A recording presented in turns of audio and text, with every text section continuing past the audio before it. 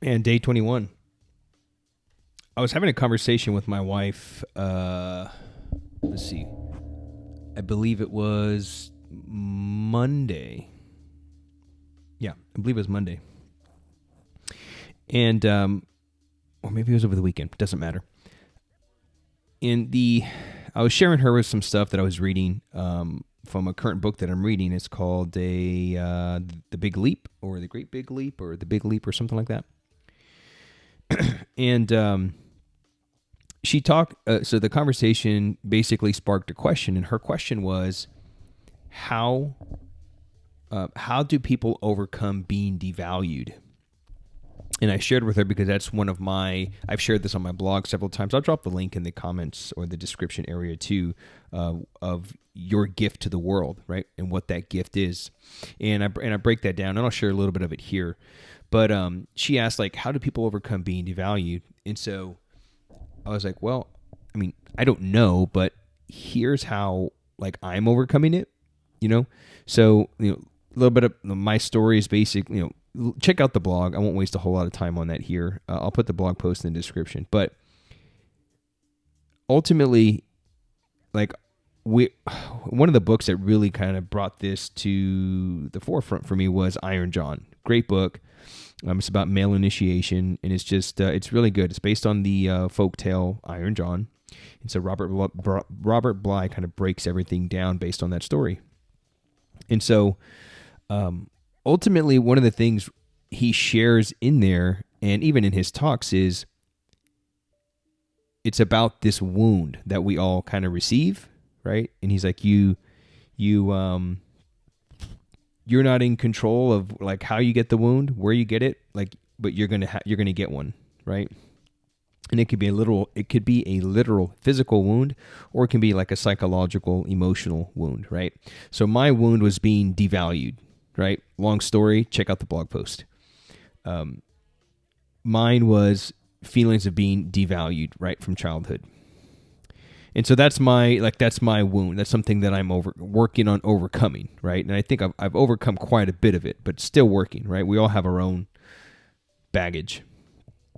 And so in Iron John, the story, in the very beginning of the story, the boy in the story, as he releases Iron John from his cage, the boy pinches his finger from the cage, right? So that is the mythological wound that he gets in the story. But Robert breaks it down how, this wound is something that male initiation, there must be a wound, right?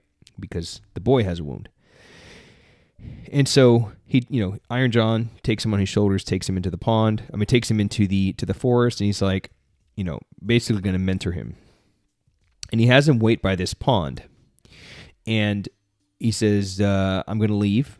You're going to take care of the pond, but do not let anything go into it. Otherwise, it will, like, basically contaminate the pond. It'll ruin it. And so the boy's like, okay. So Iron John leaves. The boy's watching the pond, and his finger starts hurting really bad, the one that he pinched. And then so what he does is, like, almost like, I don't know, reflexively, he dips his finger in the pond and then quickly pulls it out, and his finger turns gold, right? And this goes on a couple of other times to where his, like, whole entire head turns gold. Okay. And so Robert continues to break down in the book how the pond, right, and water in general represents, like, soul water, right? Which is very interesting because that's our initiation into Christianity, baptism, water, right? And how water it's the water in the pond is soul water. And so it just kind of reminded me of baptism. And so the boy dipping his finger into the pond and his finger turns gold, the pond represents, in a sense, your genius. Okay, so ultimately what he kind of gets to is that the pond, the soul water, represents your genius. And when you dip your wound, right, when you dip that wound into the water, your finger turns gold. And so at the beginning of the story, the little boy loses a golden ball, which represents us losing our gold, our power, right? Somewhere along the lines of our life, we lose this power, a little bit of it, right? Maybe it's our innocence, maybe like whatever that is, right? And I kind of go over mine in the blog post. And so we begin to lose that power as we get older. And so pretty much for the rest of our life, we're, in a sense, trying to get our power back, right? And so the boy dips his wound into the water, and it turns gold. And so as I started looking back, I was like, okay, feelings of devalued. What is my purpose? Like I've kind of, we've had a couple of episodes on this. And I remember thinking, and I just kind of remember looking back, the times when I felt the most valued, the times when I feel the most powerful, because I kind of touched on this, that I was on a couple episodes back, that I was telling my wife, I was like, man, I don't know what it is, but I feel just like really powerful right now, because I'm back to coaching in the gym, right? I've took a little bit of time off because I was working on building the online side of the business, and so I was just kind of stepped away from coaching for a little bit, but now I'm back to coaching, right? And I'm back to training jiu-jitsu regularly and more consistently. And so I was telling him, like, I have this feeling, I can't describe it, but it's just this like unstop. And it's not like I feel this from time to time. Like I feel it right now. Like I feel it at all times, every single day. And it's this like almost unstoppable energy force. Like I feel like there's nothing is going to get in my way this year. 2022 is going to be the greatest year of hardstyle. It's going to be the greatest year for our students. I just know it. It's like, man, I feel really powerful right now. I can't explain it. All I can say is it feels like I'm unstoppable this year is what it feels like. And so, the times that I feel the most valued is when I'm coaching, right? I'm stepping into my genius, like kind of what I'm put on, this planet to do, to coach others, to listen to people, to help them, to really just be really vested into their success. Like it's something that just fuels me. And so when I'm doing that, I'm actually bringing value to other people. So in a sense, I'm helping people feel valued, which is, I guess, kind of giving them maybe what I didn't have, kind of thing, because I'm just still kind of working through this stuff myself. And then of course I'm helping them, and I'm seeing the light bulb moments. And then they're just like, wow, this is so great. Like I'm feeling valued back from their feedback, right? If that makes sense.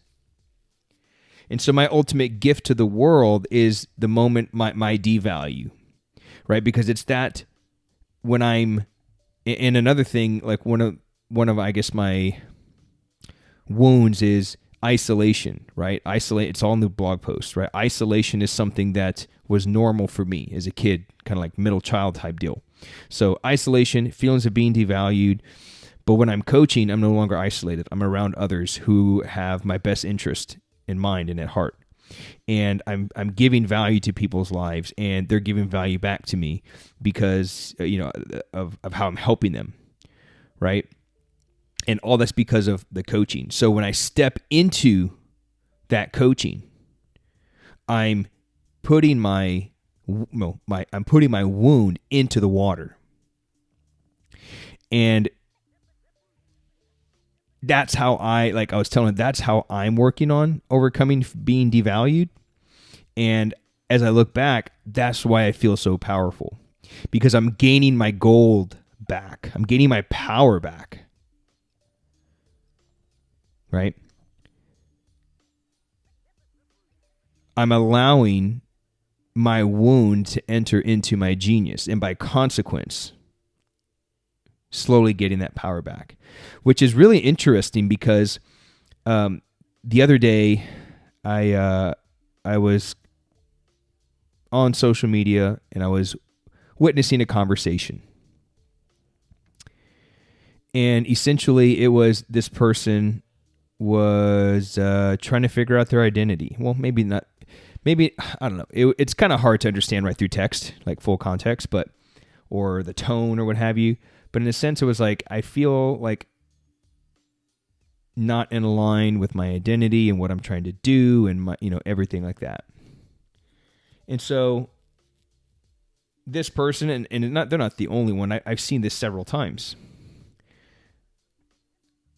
They seek, I don't know, clarity, awareness, whatever, from mediums, psychics, crystals, and just all kinds of stuff. And it blows my mind that people think like we Christians are crazy, are unreasonable for having faith in believing in an unseeable God. Yet they are willing to have faith in a flawed human being and give over their power and control of their life to another person. But we're the ones that need a reality check.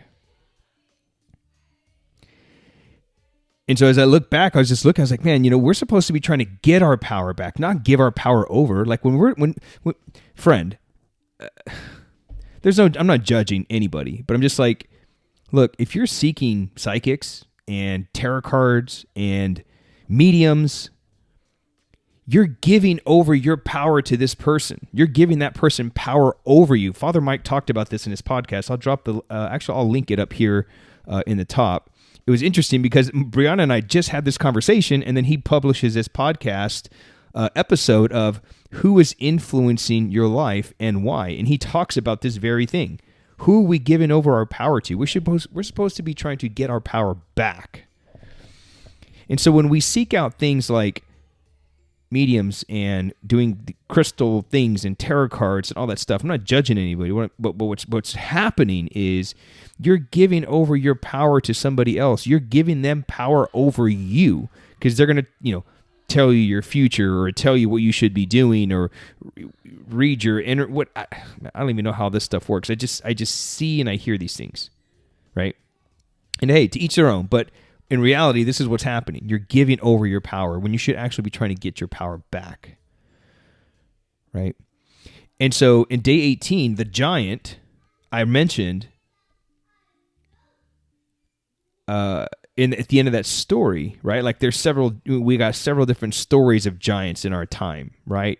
David and Goliath, right? And then I mentioned Jack and the beanstalk, right? After slaying the giant, Jack returns back with 3 treasures, right? Which served the base for him becoming a man, right? So the first thing that he receives and brings back is the golden harp, which represents Jack's calling in life, right? His purpose, his work, right? And as men, it's our purpose is to work, right? We're going to work by the sweat of our brow.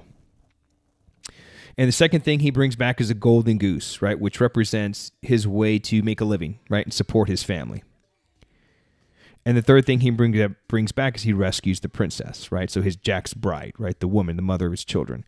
And I just thought it was interesting that in conquering the giant, 2 of his 3 treasures are gold. So in a sense here, Jack is getting his power back, right? His calling in life, his ability to provide. Jesus received gold from the 3 wise men, right? And it's interesting too that I was journaling on this, that the boy in the story of Iron John, his hair turns gold. The head turns gold, right? And so it just got me thinking about head, crown. Crowns are gold, right? Jesus was crowned with thorns, right? Which is the 3rd sorrowful mystery of the Rosary. But yet I, through baptism, am crowned priest, prophet, and king. And that was an interesting thing in today's readings, was about Saul. It was about Saul who was anointed by Samuel, that he would be the king of the Jewish people, right? So anyway, I think there's just so many interesting tie-ins to this whole concept of gold and how gold kind of represents this power. Gold represents you getting your power back, because in our early stages in life we lose that power, right? Because as we receive our wound, whether it's physical, psychological, we lose a little bit, and then pretty much every day, every year for the rest of our lives, we keep losing pieces of it. Ultimately, we spend the rest of our lives trying to get that power back. And the last thing that we want to do is give away that power, the little bit that we have left, and giving power to people to have ultimate control over our lives and influence over our lives. Medium, psychics, this kind of thing. So I don't know, man. Just stuff that I think about from time to time. This is the kind of stuff that I'm usually listening to when you see me with my headphones on. I'm usually not listening to music. I'm usually listening to audiobooks or talks or podcasts around this kind of stuff. This stuff that's really has intrigued me over the last few years, and I just thought I'd share it with you today. So, day 20, day 21. Pretty smooth day today. It was a little bit of a grinder. 157 was pretty tough for 4, but 198 was still pretty smooth. And I practiced my long cycle, clean and jerk a little bit. Elbow's still kind of crappy. I don't know, man. I don't know if I've got like some elbow tendonitis in there, or if it's like arthritic. I'm not sure, but just that left elbow, like if you do, like, you can't see me, but if you take act like the kettlebells are in the rack position and you point your thumbs to your shoulder, more than likely, like if you do this right now, more than likely you can probably touch your shoulders with your thumbs. I can't. I'm nowhere near that. Like, my right side is about 2 inches from my shoulder. My left side, my jacked up side, is a good 6 to 7 inches away from my shoulder, which is, it's really challenging for me to keep the bell in the rack position. I'd been seeing like a massage therapist and just having her really get in there and spend a whole hour. I saw her like 3 months in a row, maybe even 4 months in a row. I was seeing her once a month and have her really just get in there, and it really didn't do a whole lot. The one thing that I'm probably going to get back to that was working for a little while was voodoo flossing. I'll get more into what that is.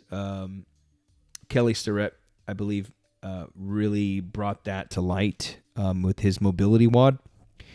And so I was introduced to it by a doctor here in town that I did a lot of networking with. Shout out to John Shireman. Guy's a beast. Guy's a stud. One of the smartest guys I've ever met. He was an Erosty doctor, so chiropractor by trade, but they specialize a lot in fascia and musculoskeletal stuff. And so he's the one that kind of introduced me to it, showed me how to do it. And I'll tell you what, man, the times that I would do it, my elbow felt a whole lot better and actually had range of motion, which is kind of interesting. That, like, isn't it interesting how we as people, we start something, we follow a program, we follow a diet or whatever, and it starts working, and then we stop and start doing other stuff. It's like, why don't you keep doing and staying consistent with the thing that was working? Isn't that interesting? I wonder why that is. Maybe we get bored? I don't know. I don't know, man. That's all I got, man. Be mindful of who you're allowing to influence you. And that includes me. That includes me, this talking head on YouTube. And that includes me, right? Be mindful of who you give your power over to. Because it's going to be challenging to get that power back. It's going to take a lot of inner work, facing yourself, facing that wound. That's not comfortable stuff to do. This has not been a comfortable thing for me. But the ultimate goal is to get our power back, the power that we've lost. The last thing you want to be doing is giving that power away. But that's all I got, man. I can go on and on about this kind of stuff. I appreciate you watching, and I'll see you in the next episode. Peace.